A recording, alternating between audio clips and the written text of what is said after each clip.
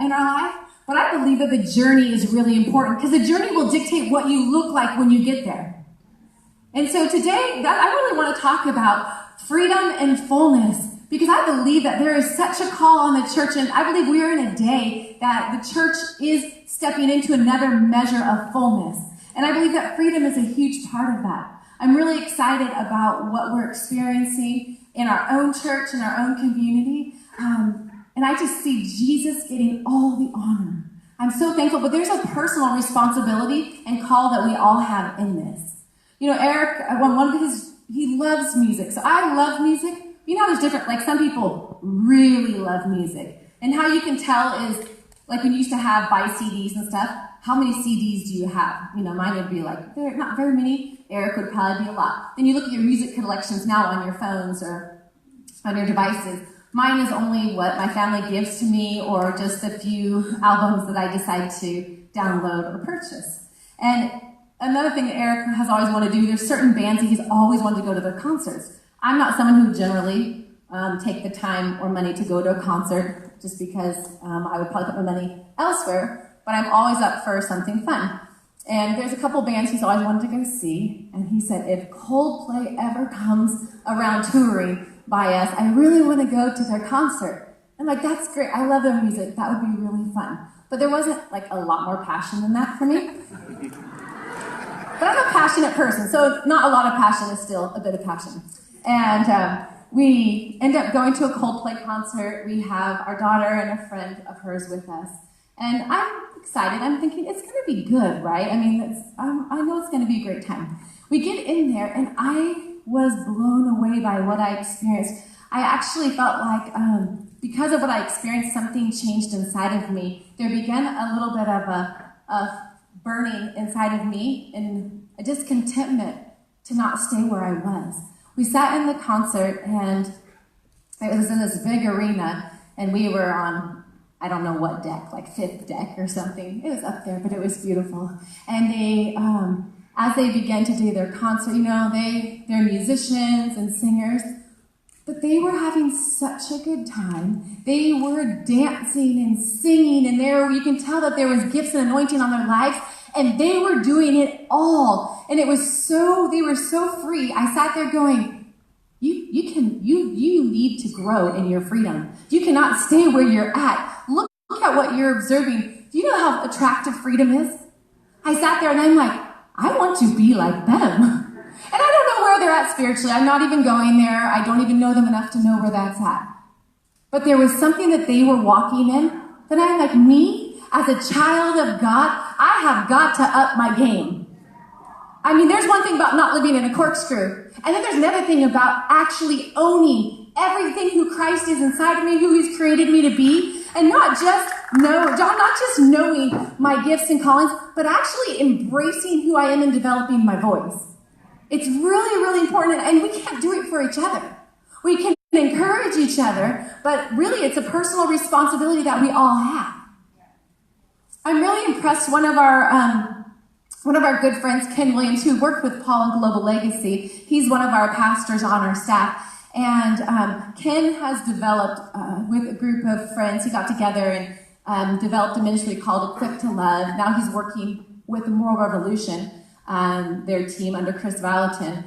But Ken inspires me so much because he, probably around the same age, I'm 42, he's probably a couple years older than myself. He has battled same-sex attraction when he was younger and growing up, and battled homosexuality. Isn't something that I relate to or could say that I identify with, but I listen to him and have so much compassion on him, because now I would say that sexual confusion, homosexuality is much more central in our society and culture now. Specifically in the States, a lot has changed in the last 5 to 10 years. But like we're in our early 40s now. This is stuff he battled as a child and as a teenager. And when definitely it's odd to say it out in society, and then it's really odd to battle same-sex attraction in the church. Like not appropriate at all. Like there are sins that are okay, and then there are sins that are not okay. Is that crazy or what? So that's something that Ken had the opportunity to walk through, and it's something that he has experienced freedom in and victory, and I'm so thankful. And then what I love about Ken and what inspires me is in an area where it's not really that acceptable, specifically 5 or 10 years ago, stuff is changing. But Ken didn't just stop at getting his own victory. Then he's beginning to develop his voice in the matter. I'm like, oh, you go, Ken. I love it. Because you're not alone. The stuff that you battle, the things that you have overcame and got victory in, it wasn't just for yourself. But we won't ever develop it if we don't actually, or if we're not free in an area and we value it. Because if you don't value yourself, your calling, your story, then you don't develop it. You just go, man, Bill Johnson is so anointed. Eric Johnson, 5 generations, I'm going to develop their story. That's just not an opportunity that we have. There's so much power in our story. And I believe for the church to become all that God has created us to be, and the church to live in fullness, we have a responsibility to develop our own voice and develop our stories. And so what I love, so Ken and a group of friends we're establishing this ministry called Equipped to Love, and it was really loving those who are afflicted or battling homosexual, transgender stuff, which I love because it's such a hot topic in our society. But I love that they're developing their voice and love and compassion for people in this area. So I invited him to share. I was speaking on a Sunday night, and I invited Ken to come and share. And so I kind of introduced him, and I was talking about courage that night, and then Ken got up to share, and the room got so quiet as he started to talk about how he was developing attraction for other boys when he was younger. And I was like, oh, maybe I've pushed it too far. Maybe that's still not okay to talk about in church, which I know is not okay, because even if it is, then we need to change it. Because I know what my kids are getting talked to at school. I know what is becoming quite normal. And so I have to encourage my friend. And so I just love to talk about Ken specifically. I have lots of friends that I'm so inspired by and encouraged. But when I see him, I'm like, oh, Candace, you got to up your game. You cannot be ashamed of who you are, where you come from, and what God has brought you through, because the world is waiting for us. And the more that we grow in our own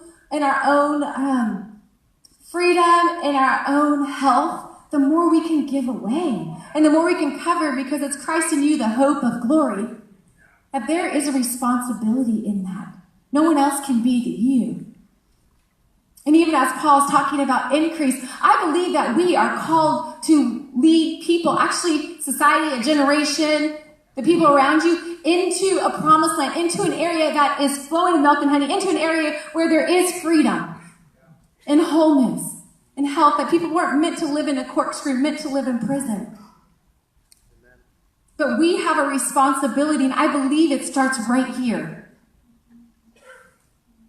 Maybe this is like a year ago, I was just a normal day at Bethel, most of a normal day at Bethel. And one thing that people are sometimes surprised by is, as pastors of Bethel Church, you would think that I spend most of my day in the prayer chapel and just reading the Word and having time with the Lord. And I am sad to say that I don't get to spend all of my working hours in just doing that. That a lot of my time is spent in meetings. I have a lot of one-on-one meetings. I have a lot of staff meetings. Specifically Monday and Tuesday, sometimes I just go from meeting to meeting to meeting to meeting and to another meeting. And every hour or half an hour, I just switch to a new meeting. It's just, I don't know how to run a church without having meetings. If anybody else has figured that out, come and talk to me. So I was in one of those high meeting days, and I love structure. I love leadership. So really, I love meeting with our staff because I love setting people up for success. But I was in one of those days, and I leave one meeting. I have computer in hand. I have a little calendar schedule that I bring, and my phone. And I'm running up to my next meeting, not feeling really spiritual, like, oh, the Lord is so right here. It wasn't a time like that, just walking and getting stuff done. I go to the next meeting. It's a staff meeting, and we're like, oh, we're going to start off with just singing a few songs of worship. I'm like, that's awesome. I love the Lord. And just a group of like 30 people, the guitar strums, and I instantly just like, Lord, I love you. Oh, and everything just changed right there. From a day that was just going from one thing to the next thing, everything changed in a moment. And I just started pouring out my love to the Lord. And then stuff started to get really hot. Like, God, you're so good. Like, I've been so marked by your love.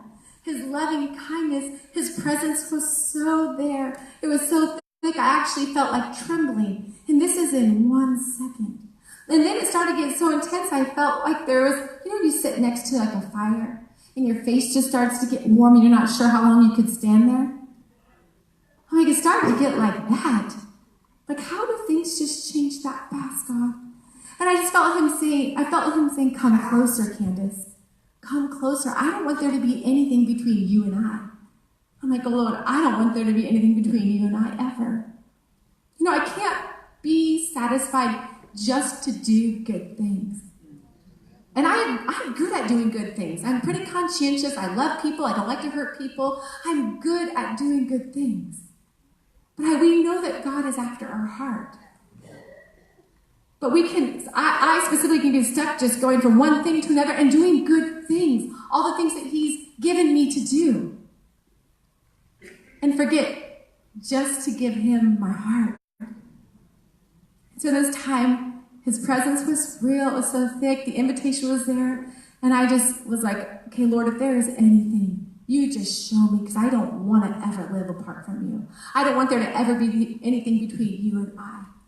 In the often when I'm having my quiet time or I'm praying, I do things that are a little more physical or involve some level of engagement, because my mind can go in so many different places. Some of my best times with God are when I'm walking. I'll be outside specifically. A gym doesn't do it for me. I can't find God in there sometimes. But if I'm outside, as I'm walking and doing something physical, my spirit feels really clear. My heart feels really clear. And I just can hear God. I can talk to him and be with him so easy. So a lot of times I'll walk or even run. Sometimes I'll even just write in my journal. I'll just write in my prayers. So maybe something that's engaging, so that, because sometimes if not, I'll be praying and then I'm like, what am I making for dinner? Oh, no, Lord, I love you. So when I'm writing, I'm much more engaged. So I was in a morning where I was writing. I'm writing how much I love the Lord, writing some of my prayers, and then I start just laying out my heart before him. And as I'm writing, I see my pen write, and I don't like that person at all. And I was like, wait, did I just write that? And I just tell you this as a pastor.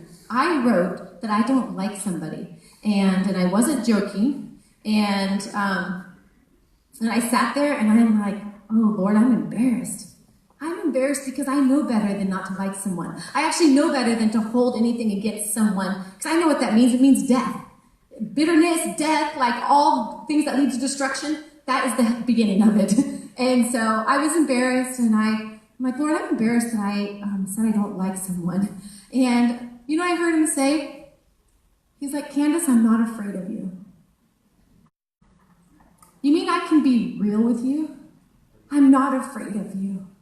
I don't want there to be anything between you and I. I don't either. Then let's start getting real. What's really going on? Well, I don't like someone.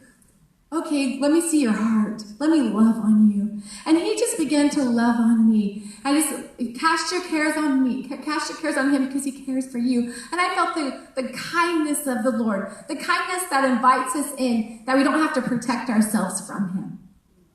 Sometimes when you know what's right, then you just want to be that and do that. But it's hard when it's not that way on the inside. And I say this as people that get the opportunity to navigate relationships. And the thing about people is we're messy. I don't know, is anyone in here perfect? Because we should hang out together a little bit more. I would probably annoy you though. We're all on a journey. And it is our worship to the Lord is giving him everything on this journey and letting him have his way in our hearts and our lives. But it's something we get to do, is the opportunity to engage with him or not engage with him. And this, I was getting the opportunity to engage with him. And I just felt him saying, come closer and closer, Candace. Don't stay where you're at. Don't stay where you're at. And then I actually even had a picture of sometimes I'm a pretty independent person. I know that's probably surprising to you. Maybe it's the way I was raised with parents getting divorced at a young age. But then even if you look at my mom's side, Native American, my mom, my grandma, they're just independent, strong, feisty ladies. And so there's something through the generations I got there. I think most of the time it's a good thing. Sometimes I'm like, Lord, you can have that too. So pretty independent. But in that, I have to be careful because I can sometimes pick up things that just help me to provide and defend myself. And realizing that if I create any space between God, sometimes it looks like I'll pick up a little bit of armor, I'll put on a helmet, I'll put on stuff, and it is not the helmet of salvation. It is like Candace has learned to protect herself and provide for herself. And so when I come with the Lord and he says, come closer, Candace, sometimes I have to lace, where did this come from? Let me take this off. Actually, you didn't even give this to me. I'm going to let you protect my heart, God, because you're that faithful and you're that trustworthy. And as leaders, I say that's what we get the opportunity to steward.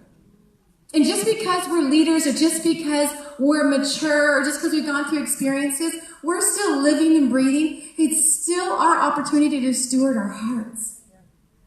And I love when Bill's talking about Hezekiah, and it was kind of a very cautious, weighty word. I sat there going, oh, what do I need to do to change? Because I can't stay where I'm at and hear a word like that. Because God's going to ask me about that. Yeah. And I have a responsibility because I heard that. Yeah. But it's like, oh, God, I want to seek you. I want to seek you in wholeness and truth and in honesty. That means keeping no part of my life away or hidden from you.